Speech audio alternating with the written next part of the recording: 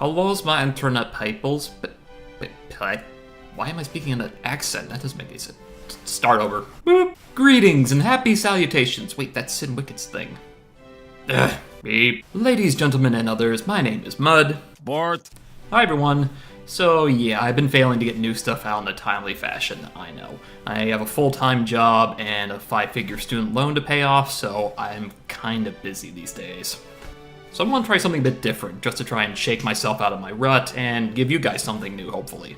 So loot crates and other monthly item things are pretty popular right now, so now there's one out there that's devoted entirely to games called the Humble Monthly Bundle. For those unaware, Humble Bundle is a games for charity kind of deal, where you can pay what you want, get a bunch of games, and have the proceeds go to worthy causes. They've been pretty successful and have ebook bundles, a game store where a cut of the profits go to a charity of your choice, and now they have a monthly deal where you get 5 or 6 games for a small monthly subscription. So it's like Loot Crate, but with less shipping and clutter around your house. I can do without the extra stuff anyway, since I live in a studio apartment and there's enough clutter around here as it is. Isn't that right, Fallout 3 bobblehead? So I became a subscriber, and I'm pretty happy with the service. I'm not being sponsored by them, but I thought it might be a cool idea to just sort of, go through the bundle and see what's in it. And since these are all digital items, you don't really get to see me, open up a box and, pull stuff out and play with it for your amusement. Why are you so popular, Arcada-senpai? Oh, I can't stay mad at you.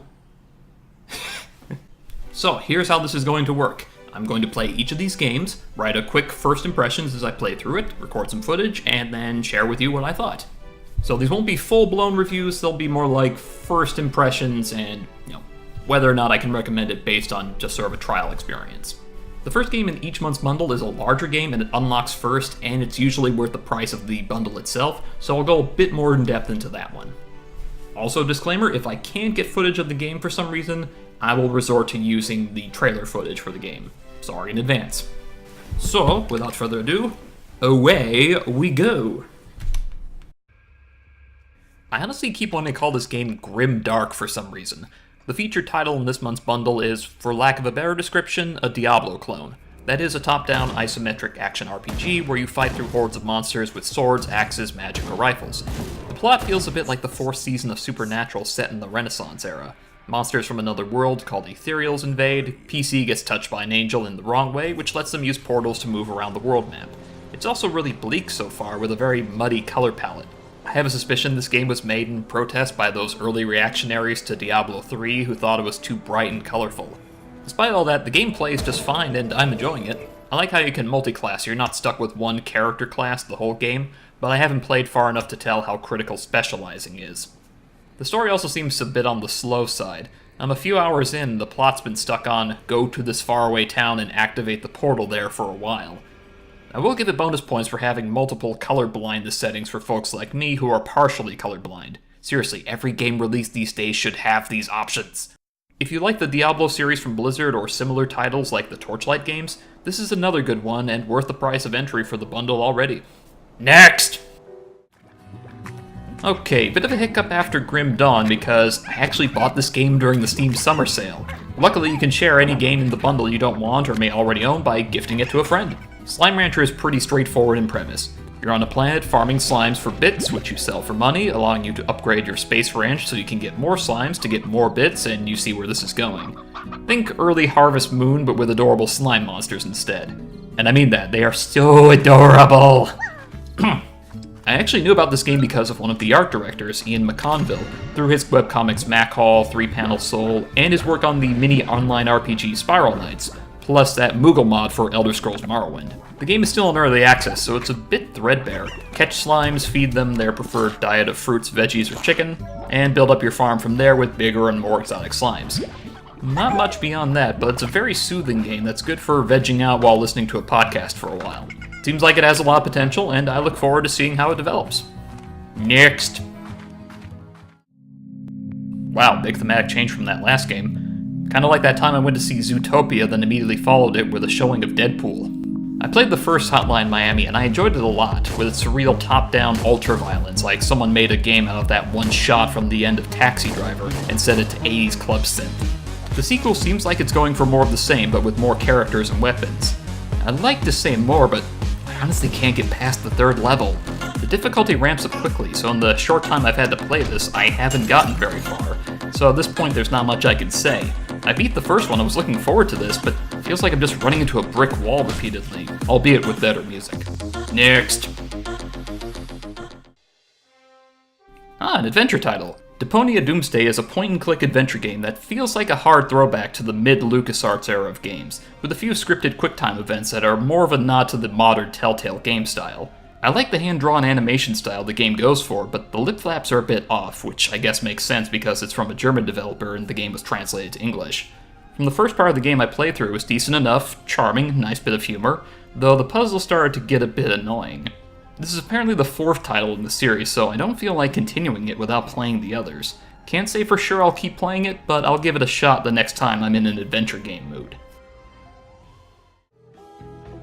Okay, let's just get this out of the way now. I like trains. Moving on, Train Valley is a simple but fun strategy builder where you're given a small map and the goal of connecting train stations so trains can move from one station to the other.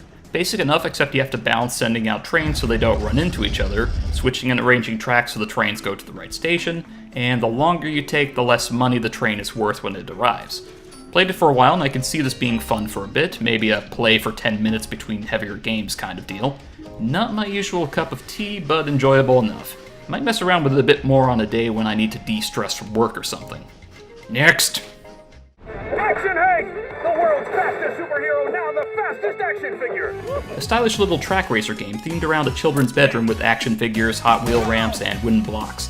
It's got a bit of a Speedrunners meets Sonic vibe from it, but without the fun random power-ups. I like its design and it looks great, but there's just not much to it. I could maybe see playing it with friends for a little while, but it's not really my thing. Not bad, just kinda meh. Good excuse to plug in the Steam controller, though. Next!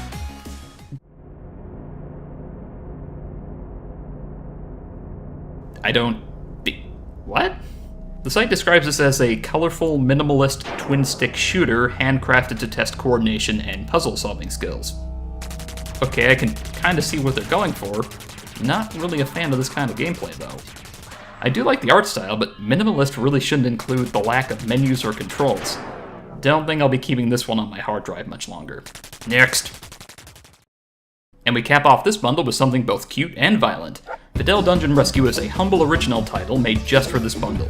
You control an adorable doggy trying to get through a randomly generated dungeon. The trick is you can only walk on a tile once, so you can't cross your own path. It's more of a tricky puzzler than the dungeon crawler, but it has elements of both, so I can see this turning into a serious time sink if you're not careful. Wish I could port it to my phone. This would be a great mobile game. So that was the October monthly humble bundle.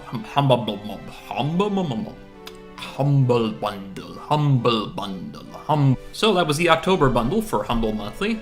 I might fool around with a few of the other games, but there's enough there that I'm interested.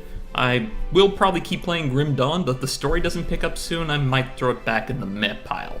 The whole thing was like $12. There's a lot of variety there, which I like, which is, it's less than what I'd be paying for an MMO subscription, so with that variety, I feel like I got my money's worth even if there was a lot of overlap with my existing library. Speaking of which, haha, segue. You still have time to pick up the November bundle, and the early unlock is Stardew Valley, a game that I really recommend if you like a Harvest Moon kind of game, but it's on the PC and made by the guys who made Starbound. More on that next month, though that does mean that the next month's bundle will have to stand more on the games that have yet to be unlocked, because I already own Stardew Valley and really do like it. So I can at least give it a recommendation for that if you want to go out and pick it up now. Bart. Haha, Dax, you ignorant slut. Yeah, obviously it is, let's see here, December. I don't have a watch. And obviously I missed the November bundle. The December bundle should still be available for a few more days, so you can check that out. The early unlock for that one is Dragon's Dogma. That's going to be a big RPG from what I know about it.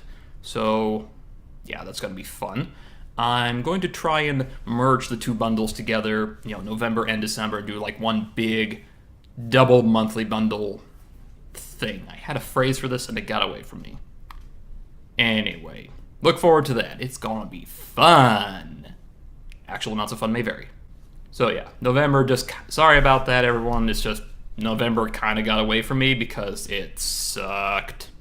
for everyone. Not the bundle, the actual month.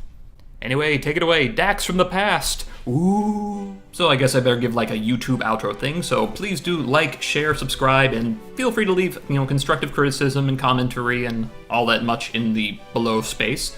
Everything I do is not supported in any way by any subscriptions or ads or Patreon or anything yet. I'm working on that. We'll see if anyone even wants to bother. I might just have like a tip jar thing, but, feel free to, like, support any way you can. Send help. No, that was sad. Let's not end on a sad note. Until next time.